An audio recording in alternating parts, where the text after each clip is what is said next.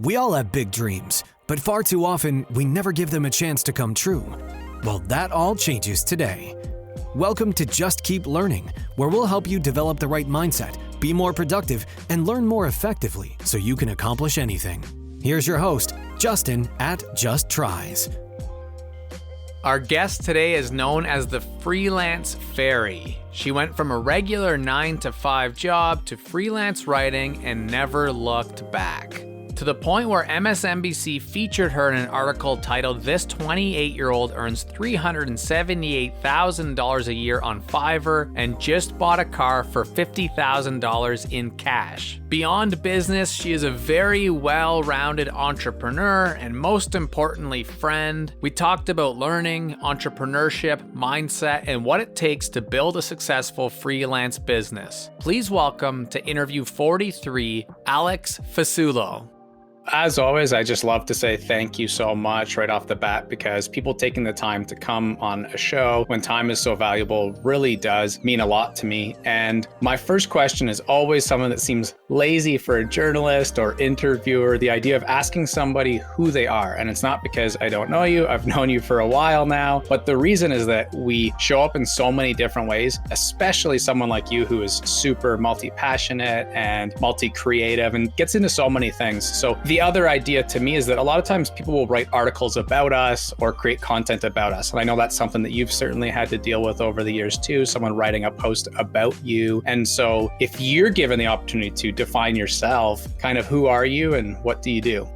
Oh man, you know what? I have to work on this because I should be able to answer this, but I do too many things, so that's always what ends up happening to me. I would say I am first and foremost a writer and author. That's the thing I'm most proud of. And that stems from my overall business, which is freelance writing. And I have my own freelance writing agency now. And I got started freelance writing 8 years ago. And that's kind of, what put me on the map with everything. I wrote a book about it. Definitely the thing I'm most proud of. So I kind of introduced myself first now as like an author to people, even though there's like 5 million other things I could talk about that I like to do. Like sometimes I put gig economy commentator on things because I have tried probably 15 different side hustles and have been in the gig economy for almost a decade. So I don't know if that was a good answer. I tried to make it an elevator pitch. The best thing about that question is there's definitely no wrong answer and they're all great answers and ends up leading us down different paths kind of thing. And one of the things that you just made me think of was this idea of naming ourselves about something that we do. And I heard something just a couple days ago that it was a tip from someone who's, a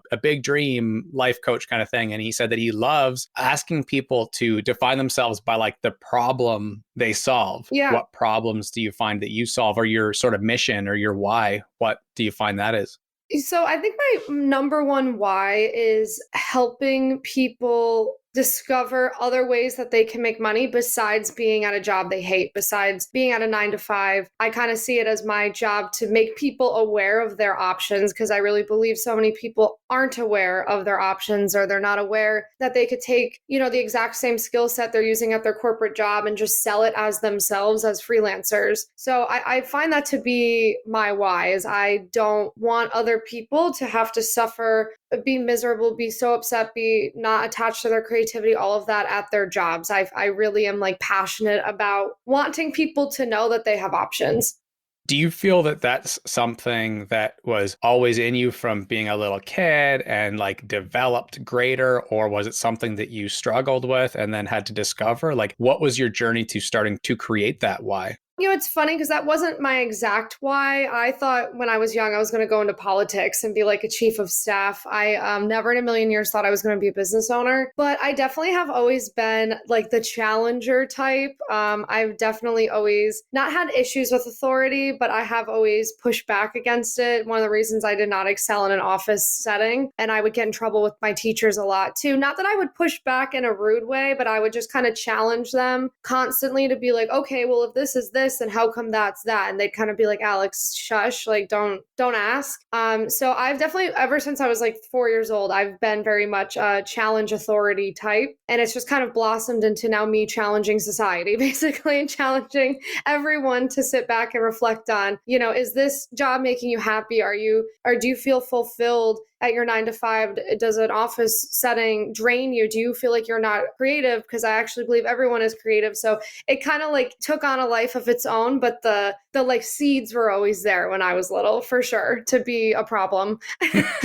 I was smiling and trying not to laugh too loud because, I mean, I can certainly relate. I think that we've had conversations over the years, a couple on Clubhouse and a couple just, through social media. And Yeah. I think as much as any guest I've ever had on, we have very similar values and sort of not necessarily upbringing, but like background in terms of that mindset. And so I was laughing because I remember distinctly once saying to one of my teachers when he told me, like, you have to come to class this whole week because we're preparing for the exam. And this was only in high school, not university. And I said, no, I don't. Like, that's all I said. And he was so mad. And 25 years later, whatever it's been, looking back, I ran into him at a restaurant and we were talking about that. He doesn't remember it, which is really interesting because kids remember, right? A lot of these things. And the adults, they're in passing, they're doing their job. It's the whole, like, that's that because I said it is, without critical thinking, which is fascinating, talking to a 16-year-old kid. Yeah. And so in any case, after the exam, he said, I guess you were right because I got somewhere in the 80s or 90s or whatever, but it was all content that was not creative. It wasn't that right brain style work. And so I knew I didn't need to be in class to learn things that had kind of those black and white answers.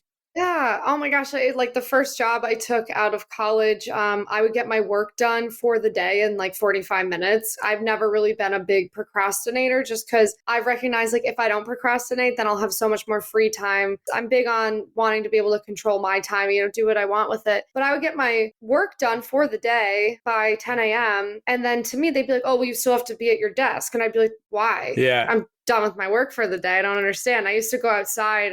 There's like a big open field kind of in the middle of the city. And I would just go outside with a book and I'd like nap in the grass for 3 hours, like come back, read outside. And then they'd be like, where were you? And I'm like, I don't know. I was just outside. My work's done. And they'd be like, you can't do that. I'm like, why not? I don't understand. And yeah, that's always like same thing. Like you just said, my brain never understood that wasting time, blindly following orders if it's not actually like conducive to productivity.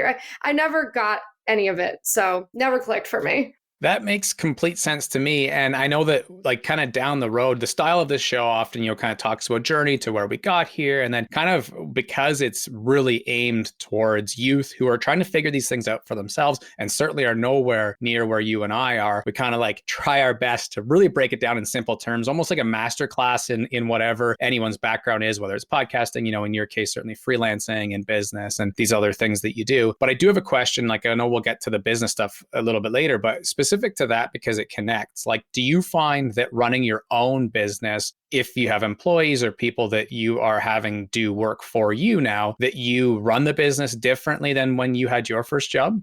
Oh yeah. Oh my God. Yeah. No, I'm actually doing what I promised I would do if I ever had people below me. So the way my business is set up is I only have one employee. It's my best friend and I'm an employee to my own business because it's an S Corp. And then otherwise everyone else I use are independent contractors. So I don't even reserve the right to tell them what they can do with their time anyway. Not that I would. So my best friend, for example, I'm like the opposite of a micromanager. I think sometimes she'll check in with me and be like, hey, I have like 18 questions because you just kind of like go away because I so don't manage people. Like I get people all set up. I have a Notion set up. I have Loom. Like I have all the training materials. I'm there with them in the beginning. And then when I'm like, hey, are you ready to do this? I kind of then step back so hard that I allow them to come to me if they have questions or if they want to ask me something. But otherwise, I could care less what you do with your time. I do not care at all. As long as the projects are done and the clients are happy, then I love you and have a good day. I don't care if you're going to go to China tomorrow. Like I do it, because I believe if people are feeling happy and fulfilled and all that, it bleeds over into their work too, if they're not being controlled by every little thing that they do.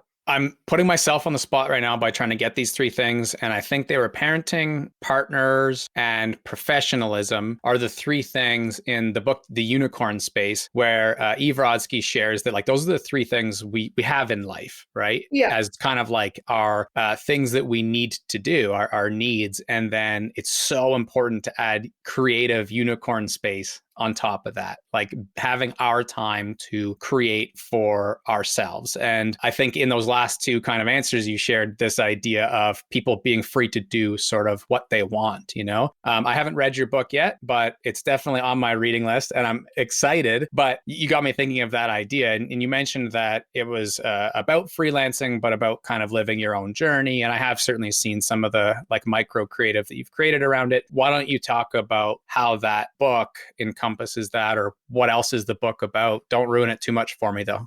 It's split into 4 quadrants, is I guess how I could break it down without giving away too much. So it follows my own progression in my 20s in business. So like the first part of the book is all about freelancing and everything I know about it, like how to get started doing it, what is it, the history of it, because I'm a nerd with that stuff, just all the basics of freelancing. And then it shifts into side hustling. So I basically make the case for everybody can freelance, and I tell you why I believe that is. And then freelancing, once you get a little extra money from it, what should you be doing with that money? So then I kind of take you through the rest of the book of what I did with it. So the second part is all the side hustles you can try out, the ones I recommend, the ones I don't recommend, the ones that were risky, the ones that weren't risky, and I won't say anymore. And then the second half of the book, I start to move more so into like theoretical topics. So I move into how I've actually managed my money, the specifics of it, because that's part of my brand, being crazily transparent. People probably think I'm nuts, the things I share with money, but whatever. So I talk more about what I've actually done with my money and what I did right and what I didn't do right. So you can go ahead and, if you want, not make the same mistakes, of course. And then I kind of finish it out in the mindset, spiritual mindset realm of how a lot of this comes from up here. You could read a whole book like you just did, but unless you kind of go up in here and rewire some stuff and sit with it and be present with it, it's not really going to stick. So it's kind of like it's like a whole rainbow of everything I know in a lot of ways, broken down in like, if it's a very easy to read format. So it's like a business guidebook still. So there's like key takeaways at the end of each chapter. And I've had a lot of people tell me they've read it in like 2 days, which was my goal. I wanted it to be a not pretentious business book. Mm-hmm. That was my goal. So everybody can feel comfortable reading it. So I've had people tell me that they felt comfortable reading it. So I'm like, sick. That's like slightly different, but the same of like my vision for a book that I'll create, which is kind of the opposite. It's like high school guidance counselor creates entertaining book for students who can read this and be inspired, but within it are going to be a lot of business and entrepreneurial and social media driven lessons. That's cool. Sticking with the book for a second, this is almost like a pre-roll, early roll ad because like I want people to buy your book. Nice. Is it hard copy only on Audible? Like where can people buy it so I don't forget? Yeah, so it's funny because I don't know when it gets released in new places either, and some people will have to tell me. So it's apparently, I looked it up, it is on Audible now. It's hard copy and paperback now, I believe, on Amazon, Barnes & Noble, like all the usual. And someone even told me it's also on Scribd. So I believe it's everywhere now, but I'm positive it's on Audible and you can listen to it. So that's as of like 2 weeks ago. And what's it called? Freelance Your Way to Freedom. That's perfect. It's like that's like blog post SEO 101 right there, because it's like it's catchy, creative, it's got a hook, but it's also going to show up in search and stuff, and it solves a problem. That's awesome. Yeah. Did you come up with the title? Kind of. I came up with some way more zany, crazy ones, and Wiley was like, these are cute and we get why you like these, but you have to understand you're a first-time author. We need searchability. We need a little SEO involved here. So they helped me with the keyword research, and they said the word freelance, needs to be in it and stuff. So I like alliteration. So I liked the Freelance Your Way to Freedom, Alex Fasulo. Like I like the whole F thing. So I thought that was a pretty good, straightforward title too, not one that's going to confuse people, because I had some confusing ideas and they're like, stop. I'm like, okay. What, do you remember any of them? What's funny, I don't even, because it's been over a year and a half now, I don't remember them. Like one of them was crazy. And I remember they were like, Alex, no, like I wanted to have like the word unicorn or like Pegasus in it or something. Like I wanted it to be like whimsical. And they were like, no, you're going to confuse people. I was like, all right. Yeah. Sorry. And that's what's really interesting about, sort of hiring or building a team, the idea of who, not how around you, because those decisions as like a really strong creative would be amazing. And it's like, if you want to create a book that like 3 people pick up, because they get you, then like, yeah, do it. But if you want to create something that is scalable and they're supporting, then you kind of got to go that route. Yeah. Yeah, I was smiling because I mean, I completely get that. That's been a very hard thing for me to learn, even just within writing a blog post. Like, okay, well, that's a little too creative, or that's a little too confusing, like to use another word, right? And building, I guess, the empathy for target audience is just can be such a difficult journey when it comes to that. Yeah. The book kind of came out of left field in terms of like a topic here, but I would love to even hear a little bit more, because I think the idea of becoming an author is real for people, but there's like different versions of that for sure. Yeah. And so someone maybe similar to myself who is like, yeah, I'm going to do that, but it might even be in 10 years. There's just no timeline plan, or someone else might want to start it now. But there's a few curious things that come to mind when it came to that. So like, well, first off, with the Audible version, like, did you record it yourself or did you outsource that?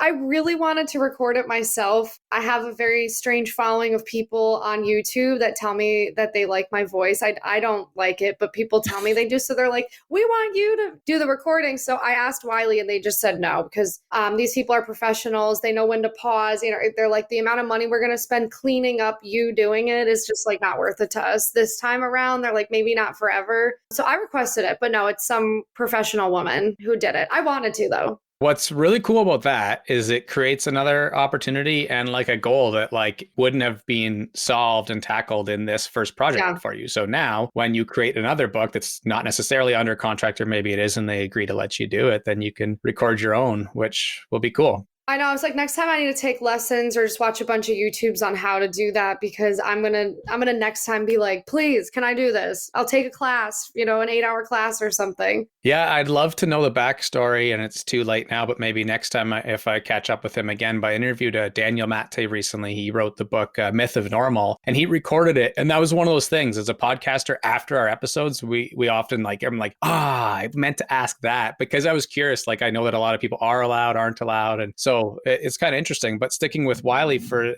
a moment, a lot of people go to write a book, and the only thing they can fathom doing is like creating their own ebook or something, because they don't have any opportunity to do that yet. So how did you get the opportunity to actually work with a publisher? TikTok. I've been saying it forever, because your searchability on TikTok is just unlike any other app today. Like, if you get on there and start posting, people find you. So my now book agent, literary agent, found me on TikTok in April 2021 or May 2021. I want to say, coming up on 2 years. She found me and was like, this is a no-brainer. You're already a writer. This isn't going to be a hard sell.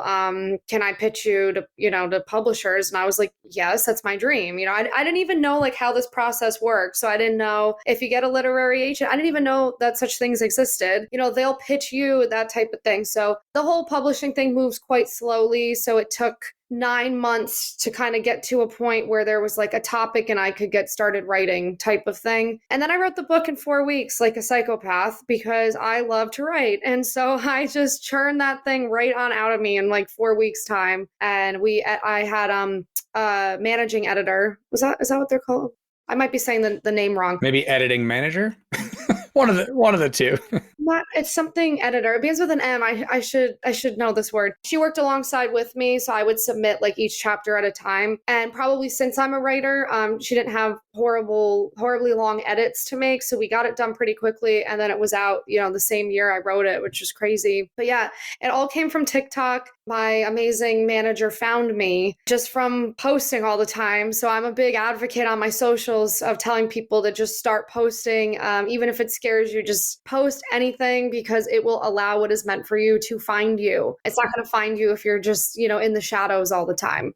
Mm-hmm. Do you find that TikTok, like to the people that say that it's saturated and I shouldn't even bother, like because they kind of missed it, so to speak? What do you say to those people? I disagree. Listen, I've been with TikTok from the beginning here, so it has changed tremendously, no doubt. You don't just go randomly viral anymore. There's no randomness to it. If you want to go viral, there has to be thought and planning. It's like YouTube. Like you don't just go viral by accident anymore. That being said, since they, changed their app to be more like YouTube, it's more of a natural, organic growth to it. So I posted a video yesterday that I knew was going to do well. It's called like the 7 side hustles I tried in my 20s. I already knew it was going to do well because the topic, if you just look look it up, side hustles, it's huge on there. But I made it's like a 3-minute video where I take the time to go through 7 side hustles that I tried in my 20s instead of just like some random dance in the front yard, which I mean could probably still go viral if it's hysterical, but I can't dance, so I don't post videos like that. So now I've changed my tactic on there. I specifically create content that I know is going to at least get 10,000 views. I don't just sometimes I post random stuff still, but not nearly like I used to. I've like shifted how I use the app, but no, it's not too saturated at all. There's a girl on there right now that blew up from like 0 to 3 million followers in 2 months. Her name's Alex Earl. I remember this because her name's also Alex, but it's spelled Alix. And she's just she's proof. She got on there and in 2 months has 3 million followers, which is definitely a 7 figures that woman is earning with her TikTok. And she did it in 2 months. So yeah. Well, that's an interesting thing because it's a little bit rhetorical in nature. But again, because I want people to really learn from this. And I kind of remind people that it's like we're guest speakers in a high school potentially or at a college. And so like you said so quickly off the cuff there that she's definitely earning 7 figures on that thing. So how is she doing that? Oh my gosh. I could speak to hours to this because I'm so fascinated by it. I mean, the obvious money-making element of it is the sponsorships and brand deals. So if you have, I'm trying to think, because I have 680K and brands will pay me anywhere from 3 to 5K to post a video for them. So, multiply that already by 4 or 5. So she's definitely getting paid probably 50K, 40K to just post a video. So that's already like, you can make those in 1 hour. That's crazy.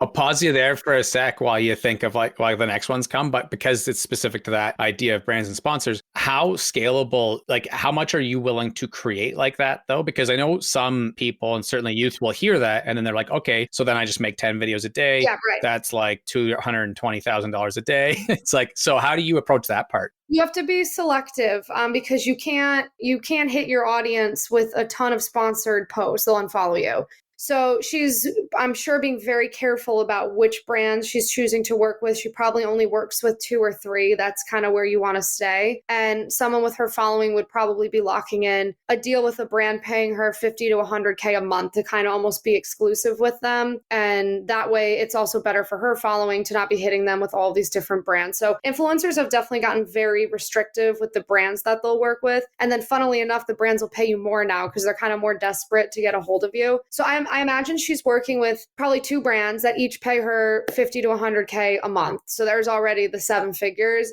And then all the other stuff, right? So the link in her bio, she does makeup a lot. So I'm sure she has her own makeup line. I'm sure she has affiliate links, shop my closet, click on it, commission.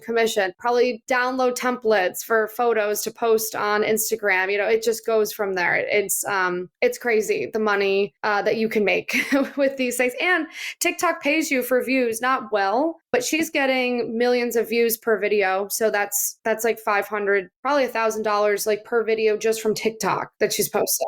That's just surface level. Like there's definitely probably 10 other ways she's making money below that. So it's really crazy. There's so much money to be made with it. And I always tell people, like, you have no idea. Please start posting to social media, please, because there's definitely a lot of money floating around on it. I love when people are able to hear examples like this, especially, I don't know what it was, 90 seconds or whatever, you were able to really, I know you said you can go on for hours, but you're able to rattle off like a really good summary of how somebody could succeed on socials. What I also know is that people can only see so far up the ladder or all these cliches about like, they can only see possibilities that they know within their realm of possibility. And I was in a jail for youth today, and we were talking about this concept because a couple of the youth in particular will be getting out fairly soon, but they still really don't have any interests or passions per se. Like they do, but they're a little bit buried still because they feel like once they get out, they're always going to have a target on their back because they were involved in gang violence before. And they feel like, what's the point in doing anything once I'm on the outs? And then like with different organizations I work with, there's a lot of those like similar stories, but they all have unique things, but they're all very similar. So all this to say, you mentioned that the last quarter of your book was about mindset and making sure that you take care of what's up here in our heads first. So when somebody says like, oh yeah, this is all awesome, but like, I'm not like Alex Earl or like you, how would you kind of mentor somebody starting who only got 2 views on their first TikTok? Yeah, the I've actually done a lot of consultations where it starts out being about Fiverr and then it ends up me just helping the person for 30 minutes as a therapist, like unpack their, whatever's keeping them back. I mean, it definitely, it's hard. I understand putting yourself out there on social media. You do have to face a lot of things in your own mind. So there can be a fear of failure involved. There can be a fear of success. I actually see that a lot, and it's not talked about enough, fear of success. Everyone talks about fear of failure. Obviously, people are afraid to fail. It's a huge thing that holds people back. But fear of success is so interesting. This fear of what if you do succeed and then there's all this accountability, there's all these eyes on you, there's all this pressure, you can't just disappear. You're out in the spotlight and you can't, retreat. That's a huge thing too. Imposter syndrome is a huge thing holding people back. It especially impacts women, according to studies I've read and everything. Just this feeling of, I'm not actually qualified to do this. I'm a fraud. I shouldn't be accepting money for this. I don't deserve this. That's a common one based on your parenting. A lot of people don't think they deserve success. That's just a few of the thinking camps that I see. But for anyone who falls into any of them, I always tell people to start with journaling, like every other person, because there's something to be said for it. I always tell them to start just writing out what, if you thought about putting a video on Instagram, what immediately just came to mind? Like release it, write it down. Don't be ashamed of it. Look at it, be with it. On the next page, I tell people to start just, again, journaling your thoughts or thinking about passions. Like, what are things that made you happy when you were a kid? If you think about it, if it makes you happy, write it down. That might be the secret to something that you could start posting about. And I just kind of start there with all the common things that, everyone says, just start small, start writing it out, talk about it, make it real, start posting on social media slowly, one video at a time. And I'm oversimplifying it for the sake of this podcast right now. There's so much to be said for this topic, but I always like to let people know, don't feel bad. Everybody has had to overcome something, to post on social media. It is scary, and people can be mean on there. You really have to shelf your pride in a lot of ways. So I always tell people go easy on themselves with it. Don't be angry at yourself. Love it. I have often heard the term outwork your self-doubt. Yeah. And similarly, that is easy for a Bob Proctor or Oprah or something to say. And then somebody who's really trying to figure out, do I go to college or not? And they're struggling with it. It's a lot harder for them to be okay, I'm just going to outwork my self-doubt because they have the self-doubt. So it's such a fascinating thing. And if we could bottle it, we would build the biggest e-com business ever. But I just love these little tips and ideas for sort of taking that next step, when it comes to the idea of books and kind of getting away necessarily from maybe the book that you made, but people wanting to make books themselves. I know something that you did previously was create ebooks. Were you making them for free, charging for them, a bit of both? And is that still kind of a way that you think somebody could get started writing? Yeah, I had my one ebook I sold for $7 on Amazon. It made me usually $100 to $200 a month, which is still amazing. That can add up, obviously, if you have 10 of those. And I also had ebooks all along that were free too. That's a common tactic to capture emails from people, add them to an email list, and then you can let them know about future books and that type of thing. So I do think everybody should have ebooks out, whether it's to get the emails or to make the $100 a month or make more. I put zero effort into marketing mine on Amazon, on any of it. And that's kind of what it was able to do still. And you can list the ebook on your website. Yeah, you can put it on Amazon. You can link it on your social media. I think everyone should have some type of downloadable product that is for sale in some way. I think you're missing out on not having even something for $5 on your channels, because still $5 is more than $0. Even if someone only buys it once a month, that's still half a carton of eggs today. Yeah, it definitely all adds up. I don't know about there, but here right now, lettuce is hard to come by. Really? I was thinking about this yesterday when I was washing some lettuce and other fruits and stuff. Actually, I was maybe I should just move somewhere really warm because obviously I'm here, there's piles of snow. And I think, I never crossed my mind to critically think of where food comes from, but it's maybe it's just because it's so damn cold and so hard to get it up here. Yeah. Anyways, that's a whole other topic. But it's tied to economics, and that ties back to business. And so just getting back into that kind of where we came from and our journey, you are a very, at least tied with the most entrepreneurially minded person that I know. And I'm curious if that was something that you found was also always part of who you were, or like, did you get more and more entrepreneurial as it went on? I mean, I definitely like from 22 to 29 now, it's like night and day because I kind of gave myself freedom to go wild with it. But when it kind of found me at 22, I would like look back on like a lot of things in my earlier life where I was like, okay, I should have known. Like at every, when I was like 8, I was like making eyeglass chains in my room and like trying to make my family members buy it at Thanksgiving.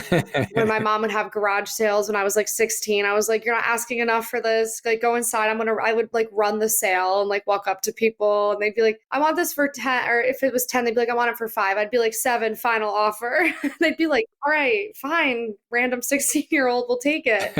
My favorite thing always is I used to play RuneScape when I was younger and I sold my character for like $400 to some random person. My parents were like, where did you get $400 from? You're like 12. And I'm like, don't worry about it. There was definitely always like indicators there. So I'm not going to sit here and say it just came out of the blue. But when I embarked on it, full time at 22, it spiraled and it just like blew up. Like once I gave myself the freedom and the time and a laptop to just kind of go wild with it, I went wild with it. And I still do. And sometimes that can be to a detriment because I'm so all over the place because I get so excited about like everything. Just like right now, I'm so excited about AI. And there's like a part of me that could just like fall down that rabbit hole so hard. But then the other part of me is like, hey, don't forget about like your freelancing brand though. Okay. Like, hold on a second, Alex, stay put. I end up like all over the place with stuff because I get so excited by it. I get it. And when it comes to the idea of what life is for and our purpose, that's such an interesting question to me. I was on a podcast yesterday and I was just sharing that like I stopped doing life coaching for the most part. Like that's something that through word of mouth, like classic prosperous coach, Rich Litvin style, like I would have somebody say like, you should really work with Justin because it's awesome, blah, blah, blah. And that's the only way that I did that. No funnel, no like, social media posts, but still it was really valuable to people. And so for me, I kind of stopped trying to do any of that because I wanted to focus on the creative of this show. And I think he was kind of surprised by that. And I said, well, it's like we have to make our own decisions about like what we want to do, right? And so super mega productivity guru would tell you that you're nuts to like go look into AI and then go garden or do something, So that's such a fascinating topic because I've gone through such a journey and I wasted some time doing it. But like right now I'm making hip hop music and I friggin' love it. That's awesome. With your alliteration skills, you should make hip hop music. Oh my God. I would so much fun doing that. No, but that's awesome. But you know what I mean? Like taking some time to just do something for the sake of learning and for the sake of creative. And who knows, friggin' a song could blow up. You just never know. But the thing is just doing it. In terms of like your own life, though, I know that you're a big believer in being multi-passionate and creative. So I don't even have to ask, are you? But I'm actually curious how you do stay on track with productivity and keeping things organized when you are so multi-passionate. I'm not gonna pretend that I am great at that. For anyone listening, like I'm not. There's times, in the last 2 years, I kind of went off the tracks with my focus with things. I chased a few too many shiny objects because it's really hard for me to say no to opportunities. I say yes to everything because I'm excited and I love an opportunity to do anything. So I would say the last 2 years, I actually did not excel at that. And I felt like kind of in the end, I landed back at this original spot that I found myself in 2 years prior where I'm like, oh yeah, this is what I'm supposed to be doing. Like I know I'm supposed to be writing, and all that. So, my best friend who's my business manager is like very important for keeping me on track and on task. She is necessary for me. And I recognized that 2 years ago. I was like, I need somebody to kind of come in here and be like, hey, Alex, like you don't need that 14th side hustle. Okay. Like you're good. And she's great at that. So she helps me with that. That's why I'm a fan of don't be afraid to bring some people into the operation with you. I think it's always advantageous. I'm not a fan of like too many people either, though. I'm not a fan of like big business stuff. I think just a couple people who kind of can tell you to, stick with what's going on there. I guess like other little things I do is I journal a lot. I feel like helps me kind of stay with it. But I'm not going to say I'm good at that. And I think that's actually one of my bigger business downfalls. I think if I could become a little more disciplined, someone said the other day, or I'm always going horizontally and never vertically, that I need to go, a little more vertical. But like you said, I mean, if you go more vertical, there's more money to be made and you're being more productive. But is that all that matters though? Like to me, like that's not really why I do this. So that's why I end up going horizontal, because I'm like, no, I chose this life in the first place to be happy, to be creative, to be free. That's really why. So I don't really actually care like how much money I'm making. So that's why I end up all over the place. Because I know people who it's like, I'm going to try and make $50 million. So we're going to go so vertical. I'm going to be in the earth's crust. And I'm like, you do you. But that has never been my like number one goal. Not that that wouldn't be cool, of course. Yeah, I feel like that's such an important thing of like self-awareness, like being fully self-aware about who you truly are. And of course that can change too, which is like valuable. 10 years from now, you want to take a full year to really go focus deep into one project or spin off a new business, then do it. But I love how you just said you do you, because that's one of the main takeaways that I hope people hear from this episode. And it's this idea that if you are fully self-aware, the challenge is, of course, for many people, they don't know who they are and they need to kind of do the hard work of figuring that out in that moment first, because again, it changes, but that clarity piece. So thank you for setting such a great example of that, because it can be hard with the shiny objects, especially once you start getting connected to bigger players in business and social media who have opportunities that like you already know may be lucrative. And so it must be a challenge, I'm sure. But I love the quote, the idea of being the jack of all trades. A lot of people say that. Not sure if you know the full one, but it's the whole like master of none. But the next sentence, are you familiar with the next sentence? Master of none, something of all, or no? Oftentimes better than a master of one. Okay. And so the idea that it's typically better to go, as you said, horizontal, like in life. Well, the Buddha and philosophy and these things are going to tell us that's probably more valuable than only being the best ebook writer. But it depends on what you want, right? And I think that's the most important thing. No, I'm in agreement. Like it's all about what are your goals with it. And like any goal is correct too. I think there's no like one right way to do this. And if your number one motivation is to make money, to provide for your family or make the world a better place, like that's totally awesome and fine. Because I see like people will attack people like that today or demonize it. And I'm like, I don't know. Like I think there's a lot of good that could be done in the world if money was put into the right hands. Mm-hmm. Yeah, couldn't agree more with that. And so sticking with the idea of business a little bit overarching and not focusing for a second, like I'm sure you just have some fun for a sec. Like what are some other businesses, like ideas that you have or things that you think? I know James Altucher's like infamous for like creating business ideas and just tweeting about them because he knows he can't do the 999 that are in his head, but it gives him an opportunity to get that out. Yeah. And maybe other people can grab onto those. So without sharing too much IP, like what are some things that you think of letting your mind go wild? I have so many ideas related to AI right now, and I think like two of them are actually good enough that I'm not going to say them because I might try it myself. But I mean, most of my ideas right now are always related to like the latest technology. I always get really excited about innovation and robots and all of it. And I always say to people, I'm not commenting on the morality of it. I'm not going to, if a robot kills someone, like don't tweet at me. I'm not saying that it's necessarily the best thing in the world, but that's where a lot of my excitement is right now. And I keep a running list of book titles. So I have 20 books that I want to write.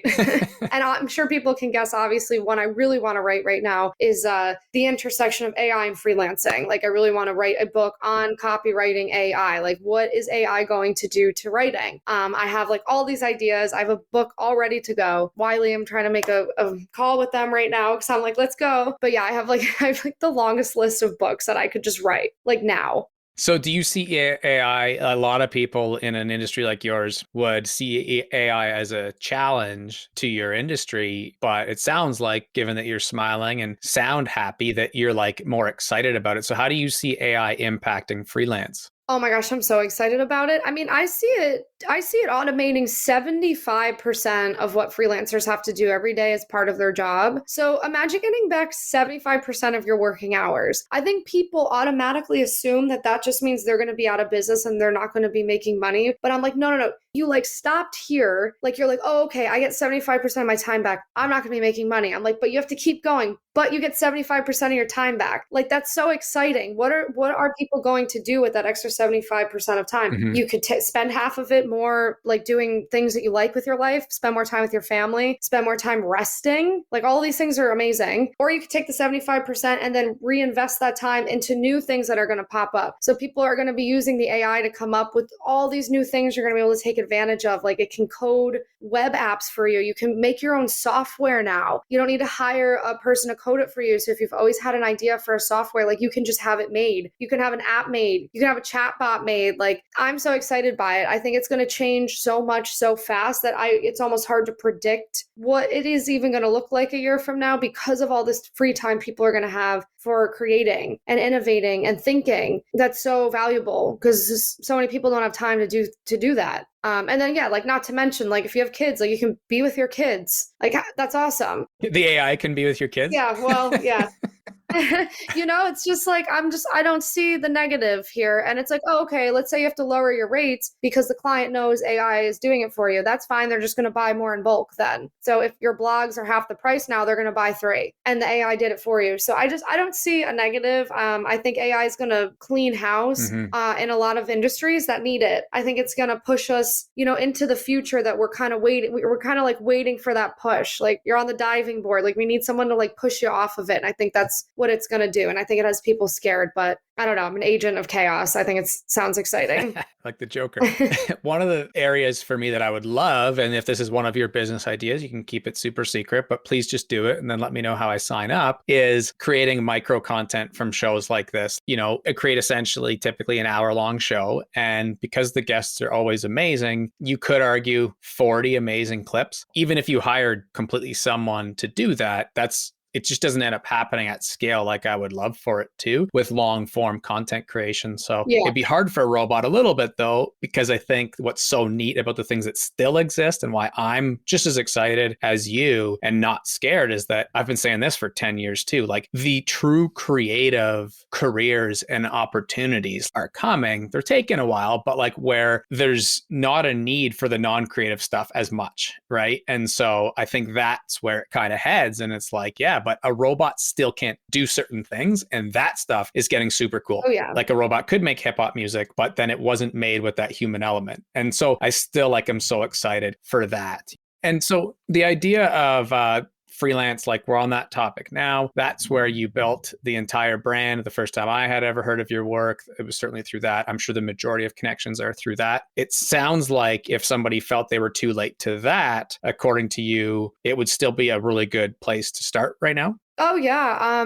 Actually, during a recession, I just wrote an article on this, like, right before this. Corporations lay off thousands of employees, but they still need the work done. So they actually turn to freelancers because they're hired on a per project basis. They usually have a specialty in it. They don't have to pay for the salary. They're just paying you one off. So recessions are actually great opportunities for freelancers, which, like, you can't really name too many industries that flourish in a recession. So I believe it's still way early to the freelancing revolution. Like, I don't think you're too late whatsoever. I, for 8.5 years, haven't ever had a single problem finding clients that need to have work done. And all the people who have read my book, taken my courses, are in my Facebook group. I see there's 27,000 people in it every day posting about all the orders they're getting. So if people think it's too saturated, just remember, Amazon's laying off 18,000 employees this week. I just wrote this. Microsoft's laying off 10,000. So think about that. That's like 28,000 jobs that just got laid off, but that work still needs to be done. Like, how are they having that work done? They're looking for freelancers. So I just always tell people, don't get in your head on it thinking that there's no space, because that could not be farther from the truth. Right. And the short version would be join your Facebook community probably or follow your social content. But the slightly longer, again, it's a masterclass and I need to create a bullet point post out of this. Plus, I'll share it with youth. So if I had, like right now, I'm not just making this up. I have 3 students right now in particular that I'm working with. And I know that they're all interested in getting into the world of remote work. Yeah. In one case, she has a young kid at home. So it's a little bit tough to go work at a store. The other 2 are in hospital, but they have the ability, they have laptop, they have phone, they have the ability to do stuff, and they're just struggling with their mental health right now. But in all 3 of those cases, I see them about once a week, and we talk about the idea of like things you could do. So if someone like that came to you and was like, hey, I want to start freelancing, but I don't know where to start, what journey as a consultant do you take them on? Yeah, it's funny because I don't do consulting anymore because I actually found it to be like so draining for some reason when I would do it. Because you're caring, because you're a caring person. It would physically upset me because when these people would tell me what's going on in their lives, I like couldn't handle it. I'd like want to start crying for them. So yeah, it would drain me like immensely. But that was one of the reasons why I wanted to write the book I wrote, because it's designed to be that, like, your consultation experience is like now in a book. So I always tell people first, like, the book will do this for you. But to like make it simple, if they don't know where to start, I always say, grab a journal, write down things that interest you, that you're skilled in, and that you were passionate about as a kid. Write it all down on a bunch of pages and start to group them. And then with those groups, you might notice one is heavily like coding. I don't know. That wouldn't be mine, but it might be somebody's. Take that and look it up in these freelancing marketplaces. So Fiverr, I'm obviously a fan of Fiverr, Upwork, whatever. Type it into the search bar and then spend hours looking at all of the results are going to come up of so many people who are offering different things that you might have never thought of. And that's how I got started. When I typed in press release writing on Fiverr, I saw a gig come up for blog writing. I never would have thought of that. And I was like, oh, okay, like I think a blog, that they're not that hard to write. Like maybe I could do that because I know how to write a press release. And that's how my whole journey started, was just kind of falling in love with researching in a lot of ways. So I would encourage someone to do that. Look it up on Fiverr, look up the things that interest you. Spend time looking at what people have done with that. There's absolutely no shame in not copying verbatim, but like copying a service that somebody else is selling. That's the whole point of an open marketplace. And kind of go from there, set up a couple services, get experience with it, get the 5-star reviews, work hard in the beginning, impress the clients, get the testimonials, and scale. And it's much more complicated than that, of course. When I say that in a video, people are like, you're making it sound so easy. Like I'm not, at no point right now did I say it's easy. It's simple, but it's not easy. You have to put some work in, but my book goes through step by step, what I just said right there. But that's the gist of it. And one of the things that you could probably add a little bit to, and again, of course, like just going on the site, of course, you're going to see all the examples, but I think it would surprise people what types of things you could do. So we talked about blog writing and coding. If you just kind of rattled a few off that people could do in the freelance world, what else would there be?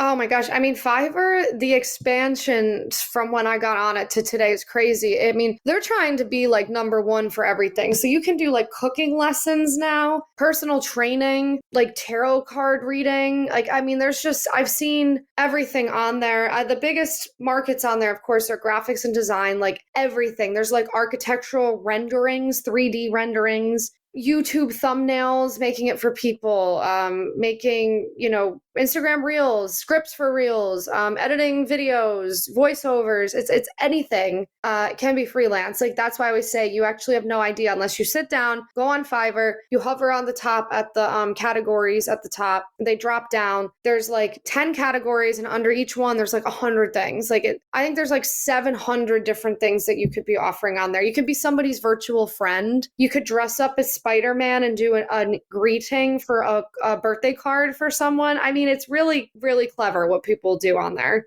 The problem of talking about this stuff right now is my like shiny object brain is just in absolute overdrive, like to the point where I don't even know if I'll be able to finish this episode in a coherent way, because I'm like, wait, I want to start looking this up and being like, hey, okay, I'm going to do this, like something super random, but I just need to stay focused instead. But I just love that. I love that the opportunities are there. People just kind of need to take the action. Yeah. In terms of distribution and being able to build it once you start getting some traction and some contracts or people, some clients, what are some of the biggest mistakes that you see where people can't grow, or at least they say they can't grow? Let me think. I know I'll see people kind of fall short when they don't deliver the projects on times. There's like timers on Fiverr and they'll be late on delivery on them. And then they'll kind of write in my Facebook group and be like, oh my gosh, I haven't got an order in 3 weeks. I don't know why. And it'll show like completion rates 20% or something. And then people will be like, hey, you have to deliver, the projects on time. So people don't really fall short at like the getting started part because that's the fun part. It's usually like the 6 months in part where you're not making six figures yet. You absolutely can after 1 year doing it. That's what's amazing. You don't have to put in 10 years to make six figures. You can do it by like the 8th month mark, which is really so short of time to make six figures. Like normally in a corporation, you have to, you have to be the intern and then you have to be the entry level and then you become the senior manager and then you become the manager. You have to do your decade to make the six figures. You can do it in 8 months, but it's usually around that 6 month mark where maybe they're making $50K a year, which is still great, but they're starting to get sloppy or kind of not follow through because it's not 100K yet. So they get kind of lazy with it. I notice is usually there's like the plateau period where you have to keep yourself eye on the prize. You got to stay excited and focused about it. And that's why I always say the amazing thing with freelancing is this is your opportunity to go do something you actually want to do for a living. Please don't just pick something because you think it'll make you rich. When I picked freelance writing, I always say to people, do you think I thought I would make a lot of money doing that? Mm-hmm. I had made peace with myself that I'm going to be the writer that makes 30K a year. And I understand this, United States framing. I know that can be a lot of money in places, but I was in New York, so it was not. I was like, I'm going to be the person that can barely buy a latte, but I'm going to be happy as crap writing on my laptop because I love writing and I have made peace with myself knowing that. And this is what I want to do. And being that passionate about it, ironically brought the money in. So I always say to people like, this is your chance to freelance something that actually makes you happy. Please don't chase a dollar, chase your happiness and the money will come. So if you hit a plateau with something, that might be a sign that you picked a skill that doesn't like actually excite you. You might have just picked it because you think you'll make money at it. So pick something that actually fills you up spiritually. Like make sure you wake up in the morning and like you want to get out of bed and do it because you love doing it so much.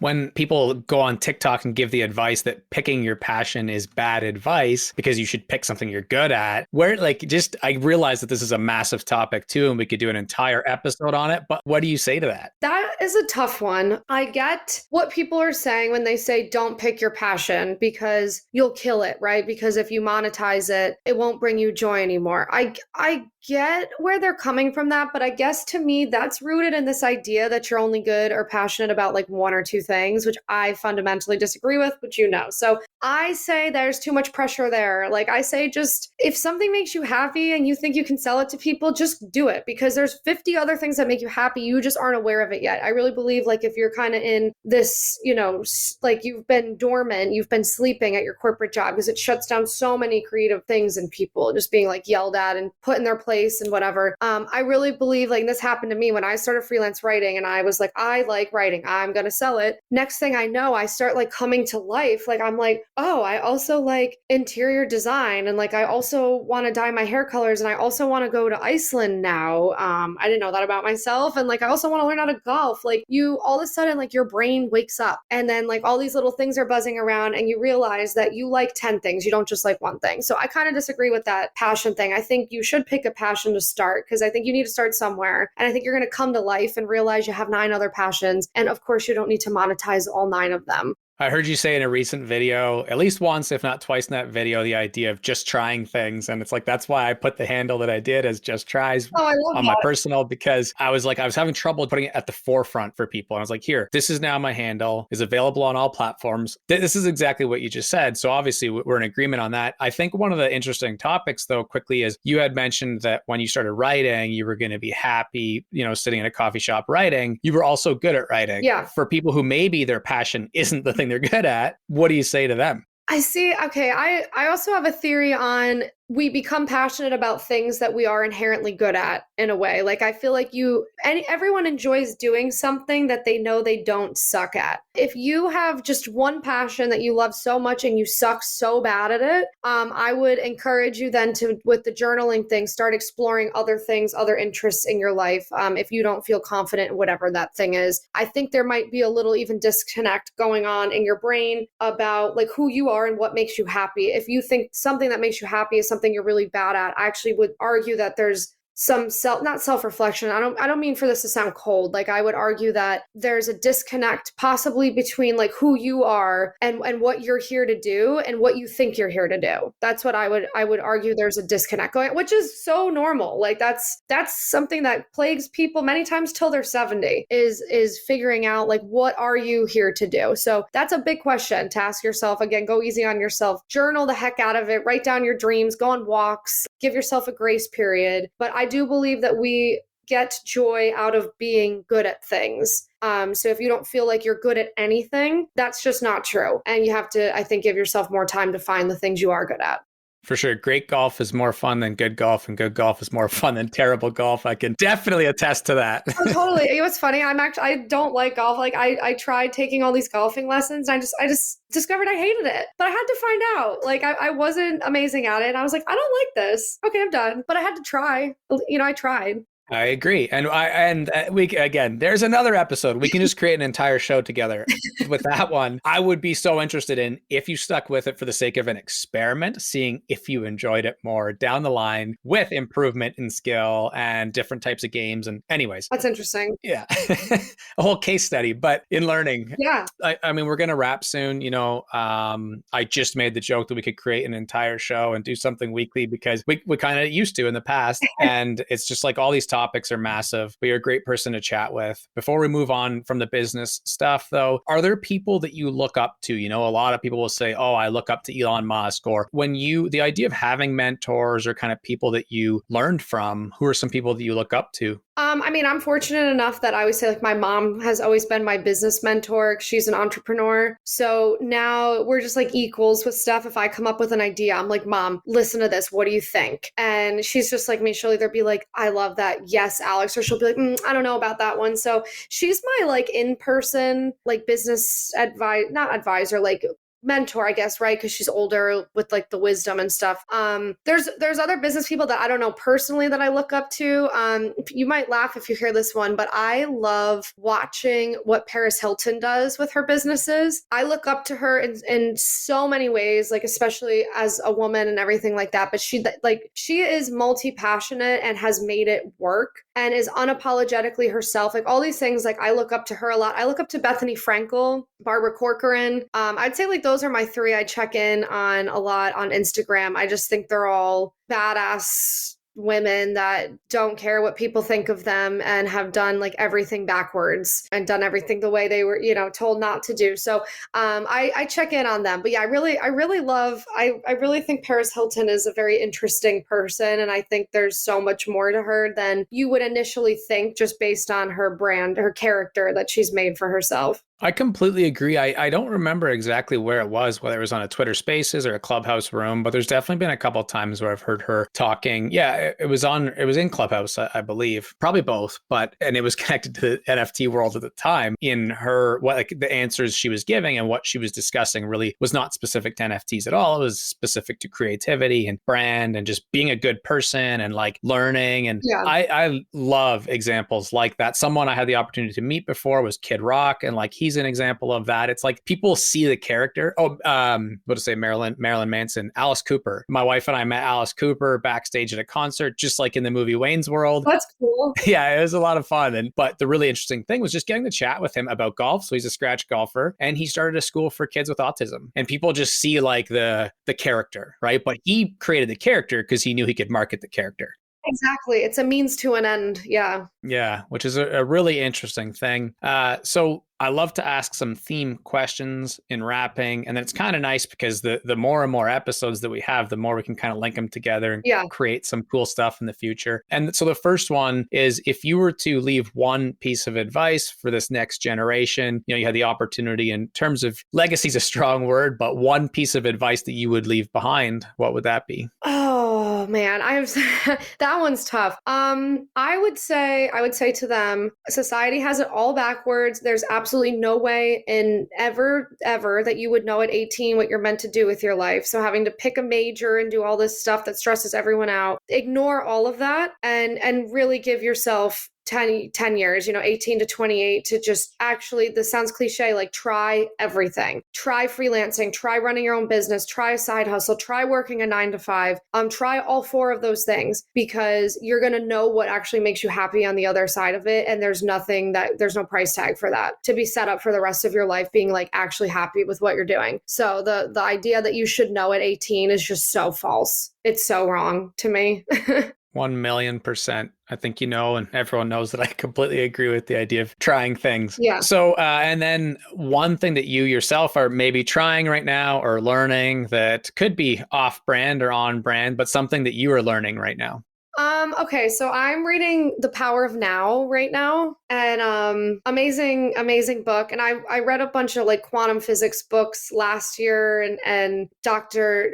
Joe Dispenza books. It's crazy how they all tie together. It's like these guys didn't know each other in a lot of ways, but they talk about the same concept just in different ways. So I feel like it sounds funny. Like I feel like I'm like working on like my own personal enlightenment in a lot of ways, and being in the present moment, because I consider myself to be someone who's pretty good at that until you read these books and you realize like how much further you have to go with it. So I'm working on that. I'm working on, as people on TikTok say it, like romanticizing your own life, which is actually living in the present moment. It's it's like lighting the candle on your desk because it makes you feel a little cozier, or it's putting music on before you work and closing your eyes to like listen to an instrument in it that you never heard before. That type of stuff. I'm enjoying that right now.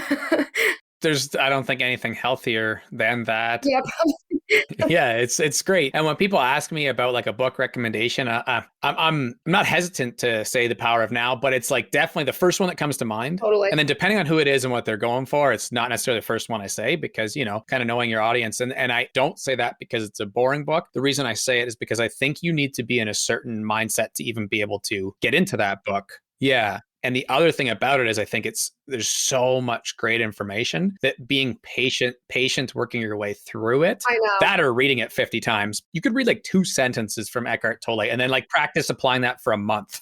It's actually stressing me out because I'm trying to like take notes while I read it. And I'm like, there's no way I can absorb all that is in this. So I'm just accepting that I'm going to need to read it every year for like 10 years to like get it all. Yeah. Yeah, that, or like someone else, Hayden Cashin had put in his stories that he was reading that the other day. So like it's making a bit of a comeback. And I had sent him a DM and just said, read it in pieces, apply it, and then go back to it. Because like I think that's so rare. We don't do that, right? Like with most books, we want to get through them beginning to end. And that really was how I started to appreciate that book a bit more. And then also, yeah, just picking it up every now and again, maybe when you're feeling a little more anxious than usual, and opening that up, you could just flip to page 92 and you're like, oh yeah. And then like that helps. Like it's a really great book. So I'm happy to hear that for you. Yeah. And then the third one is always fun. I kind of pass the microphone over to you and just say something that you're curious about if you were to ask me a question. Oh, let me think.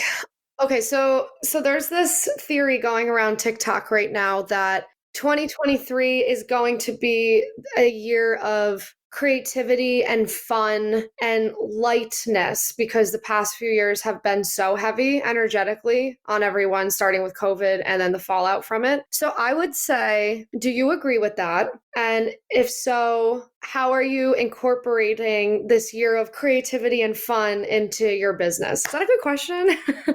There's no bad question. I think that's a great question. It's open-ended, which helps. Yeah. The funny thing is, though, coming right off that Eckhart Tolle Power of Now thing is like, I probably shouldn't think about it. But in terms of getting outside of the present moment for a second and thinking about sort of the future, like, I don't know. The one thing that, as you say that's interesting is I saw yesterday at least a couple social media clips of people really trying to sell fear of a recession. And that's actually what I thought you were about to say, was that people think 2023 is going to be like the darkest financial year ever. And I was like, okay, this is good. I like how we're, glass 3/4 full. In my estimation, I can see where that's coming from as a theory. And I feel like I do agree, unless some kind of public health thing kind of makes a comeback or something in some weird way, which would be terrible. But I do feel like it's hard to separate right now from personal life, because for me, having lost my two brothers, to one to illness and one to a car accident in the last couple of years, it's like I do feel that way, but I don't know if I feel that way because it's 2023 and we're post-COVID, or I feel that way because I'm starting to be at a point in my grief journey where I can actually have a bit of fun again. And so, and I know you've gone through a lot of tough times this year with the hurricane and things like that you've shared. And I mean, if people listening now, it's kind of hard to dive into that at the very end of an episode, but certainly they should go check out your posts about that, because I think they're really heartfelt and impactful. All this to say, for me personally, I do feel like a renewed energy in 2023 beyond just regular resolutions. And one of the ways that I'm doing that is this is the first year that I'm fully focused on the podcast as like the pillar thing, but even more so, like my goal is to have it be the most valuable interview education show in Canada in 2023. We'll tackle the USA and Joe Rogan in the next few years, but but this year within the country that I'm in and building this show out, so it's like the thing. The other part about that is putting energy into writing daily, which is something that I used to do and I got away from. I was a Seth Godin fan, published 30 for 30 and, shipped 365 and 365, and kind of got away from that because I got more into the SEO, actual blog writing, slowing down keywords, blah, blah, blah. And then again, like we were talking about earlier about like values, I'm like, no, I just rather write creative that actually helps people. It doesn't matter if 2 people read it or 2,000. And so I've been keeping that up basically at least 3 posts a week. And so I think those 2 things with renewed energy are things that I'm doing business-wise. Nice. I'm glad to hear that on all accounts there. Yeah, thank you. It was a good question. The last question, speaking of which, is always where and potentially why might people want to find you online? Oh, well, the why is I post free educational content every day. I am a fountain of it. I always have ideas related to freelancing, AI, whatever. So that would be the why. I'm my most active on TikTok, Instagram, and YouTube. So if you look up Alex Fasulo on any of those, I come up. It's amazing. You mentioned earlier not chasing too many shiny objects. Yeah. And I know that our time is super valuable and that your time is in high demand, whether it's business or creative. So I always see podcasting as like a collaboration as opposed to this transactional thing. So I want to say thank you so much for working together with me on creating this episode. Thank you, Justin, for having me on. Of course. Anytime. Thank you. Boom. Yay. JKL listeners, thank you for being here. Our community continues to grow, and we could not do this without you. Please do continue to share the show with others. It's our dream to help millions of people achieve their own dreams. Thank you to our guest today, Alex. She makes business success and hustle look simple and calm while being humble along the way. As always, we love hearing your comments and getting your DMs about the show. If you have any input on guests or topics, don't be shy, just let us know. Until the next episode, all the best, and remember, just keep learning. You're one step closer to making your big dreams come true, but there's plenty more where that came from. Be sure to subscribe to the podcast so you never miss an episode, and if you know anyone who might love the show, send them a link. We'll see you next time on Just Keep Learning with Justin at Just Tries.